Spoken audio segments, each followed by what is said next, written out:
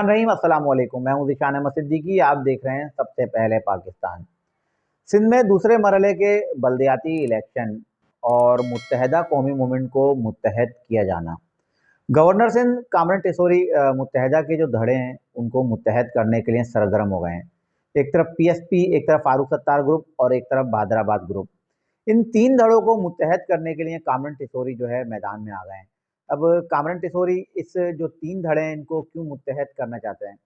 क्योंकि सबको पता है कि सिंध के जो शहरी इलाके हैं, ख़ास तौर पे कराची, हैदराबाद और दीगर जो शहरी इलाके हैं, यहाँ पहले जो मुत्तहदा कौमी मूवमेंट का वोट होता था, अब वो वोट चला गया पाकिस्तान तहरीक-ए-इंसाफ के पास।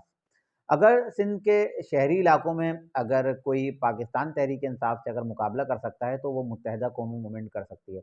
लेकिन मुत्तहदा कौमी मूवमेंट जो है किस तरह धड़ों में तक़सीम हुई, वो सबके सामने है। पहले पीएसपी बनी और उसके बाद एक फारूक सत्तार ग्रुप बना और 3 हिस्सों में जो है मुत्तहदा जो है डिवाइड हो गई है। अब सिंध के दूसरे मरहले के जो बल्दियाती इलेक्शन हैं, पहले तो ये इलेक्शन होंगे या नहीं होंगे, क्योंकि पहले भी मुतअद्दिद बार जो है सिंध के दूसरे मरहले के बल्दियाती इलेक्शन मुलतवी हो गए हैं। जैसा कि मैं पहले बता चुका हूँ कि ये बल्दियाती इलेक्शन मुलतवी क्यों किए जा रहे हैं, क्योंकि इस वक़्त होम ग्राउंड जो है पाकिस्तान तहरीक-ए-इंसाफ के लिए बिल्कुल खाली है।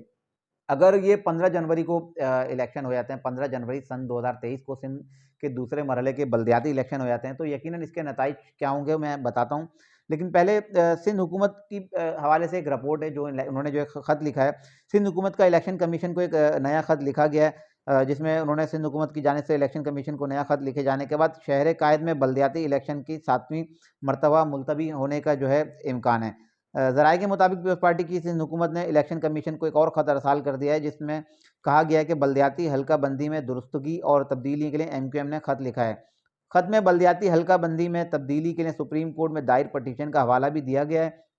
सूबाई इलेक्शन कमिश्नर को लिखे गए ख़त में बल्दियाती हल्का बंदी में तब्दीली, कानूनी निकात पर एडवोकेट जनरल सिंध की आरा भी शामिल की गई हैं, जिसकी वजह से कराची में बल्दियाती हल्का बंदी में तब्दीली का इम्कान है और बल्दियाती इंतखाबात एक बार फिर मुलतवी होने का खदशा है।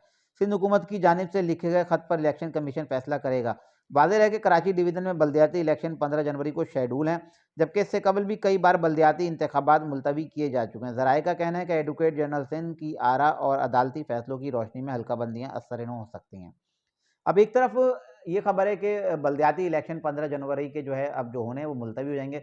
जैसा कि मैं पहले भी कह चुका हूँ कि अगर ये बल्दियाती इलेक्शन अगर अपने मुकर्रर वक़्त पर होते हैं, तो इसके जो नताइज क्या होंगे पहले मैं इसको बता दूँ। लेकिन अगर ये इलेक्शन होते हैं, तो उस हवाले से बाकायदा जो एक सिक्योरिटी इंतज़ामात का जायज़ा लेके एक सिक्योरिटी प्लान भी जो तरतीब दिया गया है। कराची में 4995 जबकि हैदराबाद में 3971 पोलिंग स्टेशंस होंगे। कराची और हैदराबाद में बल्दियाती इंतखाबात के हवाले से चीफ सेक्रेटरी सिंध की ज़ेर सदारत एक इजलास भी हुआ। इजलास में बल्दियाती इंतखाबात के दूसरे मरहले में सिक्योरिटी व दीगर इंतजामात का जायज़ा लिया गया। इजलास के दौरान चीफ सेक्रेटरी ने कहा कि इंतहाई हसास पोलिंग स्टेशन पर सीसीटीवी कैमरे लगाए जाएंगे, जबकि कमिश्नर कराची और कमिश्नर हैदराबाद पोलिंग इंतजामात में जो सिक्योरिटी के जो इंतजाम है इसको यकीनी बनाएंगे। चीफ सेक्रेटरी ने बताया कि कराची में 4995 जबकि हैदराबाद में 3971 पोलिंग स्टेशन पर इंतखाबात हैं। इस मौके पर सूबाई इलेक्शन कमिश्नर ने कहा कि कराची और हैदराबाद डिवीज़न में बल्दियाती इंतखाबात 15 जनवरी को ही होंगे, जिसमें 60,000 सरकारी मुलाजमीन की खिदमत दी जाएंगी। आईजी सिंध ने बल्दियाती इंतखाबात का सिक्योरिटी प्लान तैयार कर लिया है। कराची में 38,223 जबकि हैदराबाद में 24,000 एहलकार सिक्योरिटी पर मामूर होंगे। एक तरफ बल्दियाती इंतखाबात जो है दूसरे मरहले के होने हैं उसको मुलतवी करने की जो एक दरख्वास्त दी गई, दूसरी तरफ सिक्योरिटी प्लान भी जो है तरतीब दे दिया गया है। अब मैं आता हूँ असल बात की तरफ कि अब ये दूसरे मरहले के बल्दियाती जो इलेक्शन हो रहे हैं 15 जनवरी को, ख़ास तौर पे मैं कराची और हैदराबाद की बात करूँगा। कराची और हैदराबाद में अगर ये 15 जनवरी को ये इलेक्शन होते हैं, तो मैं अपनी इस बात पे अपनी कायम हूँ, जैसा कि मैंने पहले भी कहा है कि अगर ये 15 जनवरी को इलेक्शन होते हैं, तो पाकिस्तान तहरीक-ए-इंसाफ इसमें जो है भारी अक्सरियत से कामयाबी हासिल करेगी।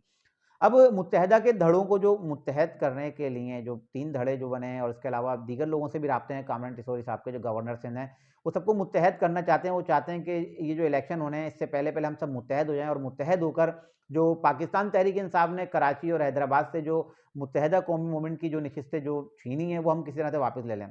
लेकिन मेरी एक नाक़िस राय मेरा एक नाक़िस तजज़िया है, मुझे नहीं लगता कि ये तमाम धड़े अगर मुत्तहद भी हो जाते हैं, अगर पीएसपी और फारूक सत्तार ग्रुप और अगर बहादराबाद ग्रुप अगर मुत्तहद हो भी जाता है, तो मुझे नहीं लगता कि ये तीनों धड़े मिलकर भी जो है पाकिस्तान तहरीक इंसाफ को शिकस्त दे सकते हैं। इसके अलावा कल बिलावल भुट्टो जरदारी साहब का भी एक बयान आया जिसमें उन्होंने कहा कि अब जो कराची के जो इलेक्शन जो होंगे बल्दियाती, इसमें मेयर जो है पाकिस्तान पीपल्स पार्टी का होगा। खैर ये तो एक नामुमकिन सी बात है, मुझे नहीं लगता कि मेयर जो है पाकिस्तान पीपल्स पार्टी का होगा। मेयर अगर हुआ तो वो अब तक की अगर अगर ये यही जो तरीक़ेकार है जो कामरान टिसोरी साहब जो इन धड़ों को मुत्तहद कर रहे हैं, अगर इन्हीं लोगों को मुत्तहद करना है, एक शख्स को माइनस करके, वो माइनस किनको कर रहे हैं और जिनको माइनस किया जा रहा है और उनको माइनस करने के बाद उनके बायकॉट के बाद ही पाकिस्तान तहरीक इंसाफ ने जो है कराची की जो है नशिस्तें जीती और मुत्तहदा कौमी मूवमेंट को बुरी तरह से शिकस्त दी है, जबकि मुत्तहदा कौमी मूवमेंट के होम ग्राउंड से जो है मुत्तहदा को शिकस्त दी है।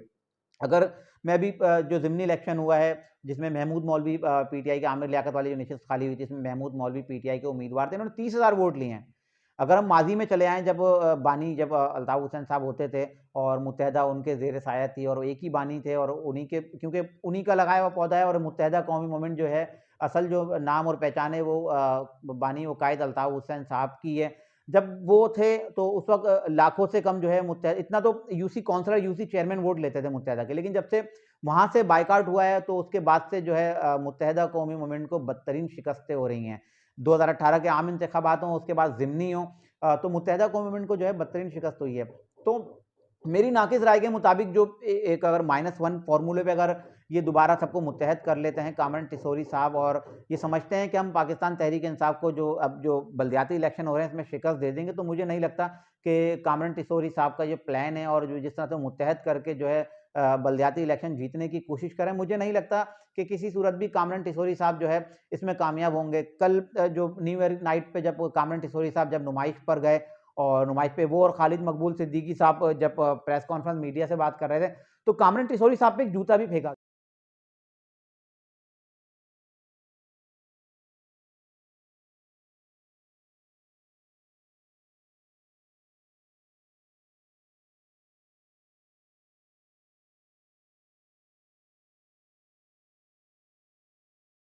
गया है। तो ये जूता यकीनन उस बात की निशानदही भी कर रहा है जिस तरफ मैं इशारा कर रहा हूँ। क्योंकि अगर बानी वकायद अल्ताफ़ हुसैन को अगर ये लोग माइनस करते हैं तो मुझे नहीं लगता कि मुत्तहदा कौमी मूवमेंट उस तरह से जो है दोबारा इंतखाबात में हिस्सा ले सकती है और उस तरह से कामयाब हो सकती है। 15 जनवरी नज़दीक है, अगर ये इलेक्शन जो है वक़्त पर हो जाते हैं और जो मुझे नहीं लगता कि अब ये इलेक्शन होंगे और अगर होते हैं और यही सिलसिला रहा तो पाकिस्तान तहरीक इंसाफ कराची और हैदराबाद से कामयाबी हासिल कर लेगी। इंशाअल्लाह अपने नए तजज़िये के साथ फिर हाज़िर होऊँगा, तब तक के लिए इजाज़त दीजिए। अल्लाह हाफ़िज़।